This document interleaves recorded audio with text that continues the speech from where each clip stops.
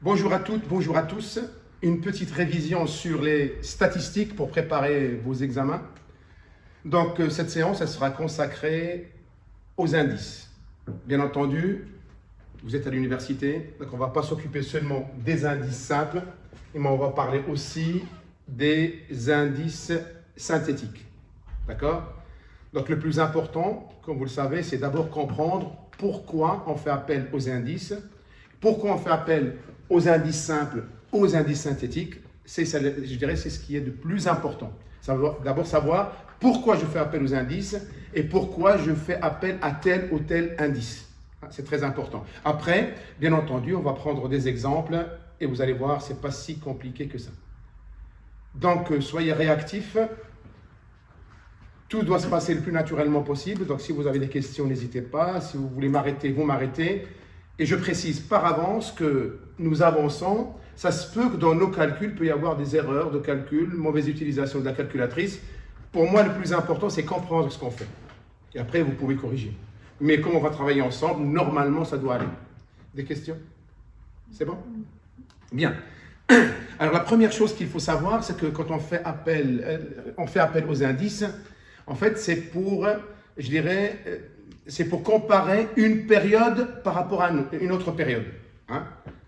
Ça veut dire, en fait, on va prendre un indice, et quand on prend une période 0, ce que j'appelle 0, c'est période d'origine, d'accord?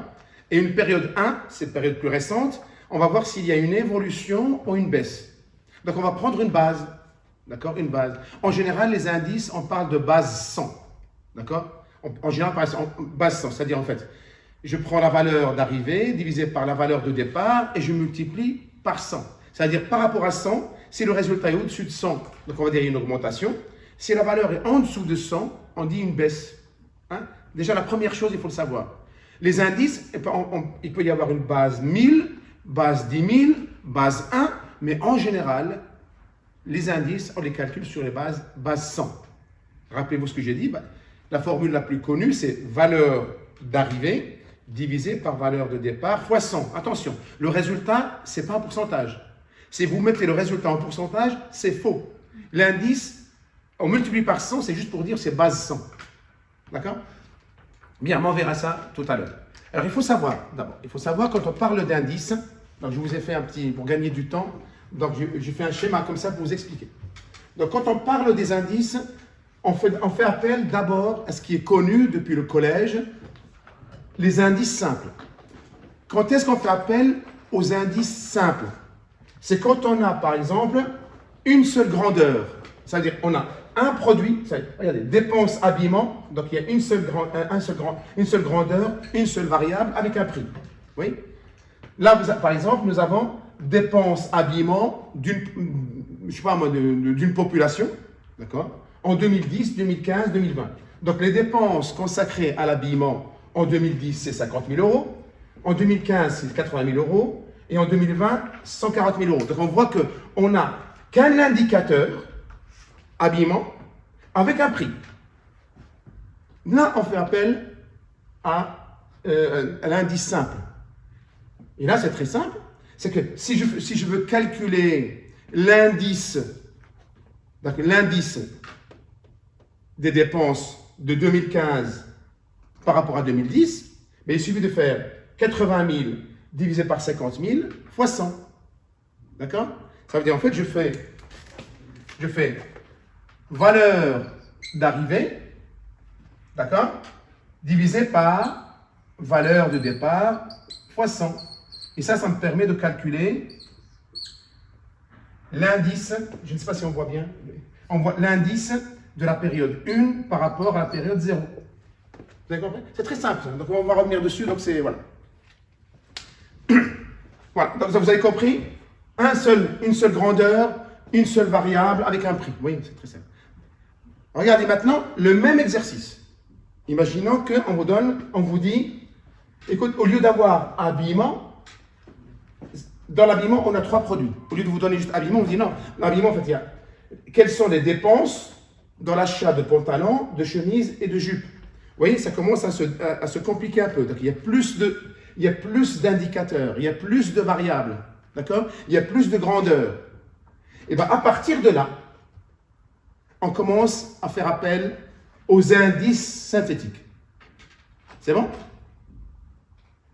Les indices synthétiques. Donc les indices synthétiques, il y en a deux. En gros, deux méthodes de calcul, si vous voulez. Deux méthodes de calcul. Donc il y a ce qu'on appelle la moyenne des indices. Et là, c'est quand on a trois grandeurs, trois variables, par exemple, ou plusieurs variables, mais avec un seul indicateur prix. Là, je fais appel à ce qu'on appelle moyenne des indices. On verra tout à l'heure comment on fait. Ben, il suffit de calculer les indices simples 2015, 2020. Après, on va faire la moyenne des indices. Je verrai tout à l'heure. Pour le moment, c'est juste pour vous expliquer quand est-ce qu'on fait appel aux indices simples, aux indices synthétiques. D'accord? Je vais plus loin. Regardez maintenant. Le même exercice. Mais cette fois-ci, on a plus d'indicateurs, plus d'éléments à étudier. Toujours pantalon, chemise, jupe. Mais cette fois-ci, on vous donne le prix et la quantité et le prix. Là, ça se complique encore plus. Il y a plus de variables à étudier. Et bien, dans ce cas-là, on fait appel à d'autres indices synthétiques que vous connaissez. C'est l'indice Lapeyre, Pache et Fischer. D'accord? Donc, Lapeyre et Pache, ce sont deux économistes allemands, deux économistes statisticiens allemands. Hein? Donc Lapeyre, c'est le premier, c'est le plus vieux, on va dire, c'est le plus âgé. Il a vécu à cheval entre le 19e et 20e siècle. Donc c'est lui qui a inventé la méthode des indices synthétiques. C'est ce qu'on appelle la méthode Lapeyre. Et on la note en général L, comme ça, L. Et Pache est venu après lui. Donc il a repris sa méthode, mais il l'a améliorée. Donc il lui a donné une autre, enfin il a ajouté d'autres indicateurs dans la formule, mais c'est la même logique. Pache, pareil, c'est un économiste statisticien allemand. Donc ça se note P, d'accord. Et Fischer, c'est un économiste américain qui est venu après les deux. Mais lui, il a étudié la méthode de Lapeyre et la méthode de Pache, et il a dit Lapeyre a des avantages et des inconvénients. Pache a des avantages et des inconvénients. Que choisir? Et bien, il est devenu le juge de paix. C'est lui, il a dit, mais écoutez, comme chacun a des avantages et des inconvénients, et bien, des deux, je vais créer une formule. Donc, Fischer, c'est la synthèse entre la méthode de Lapeyre et de Pache. Donc, voilà. Et ça, pareil, on verra. Donc, je vous donnerai les formules, etc. pour calculer.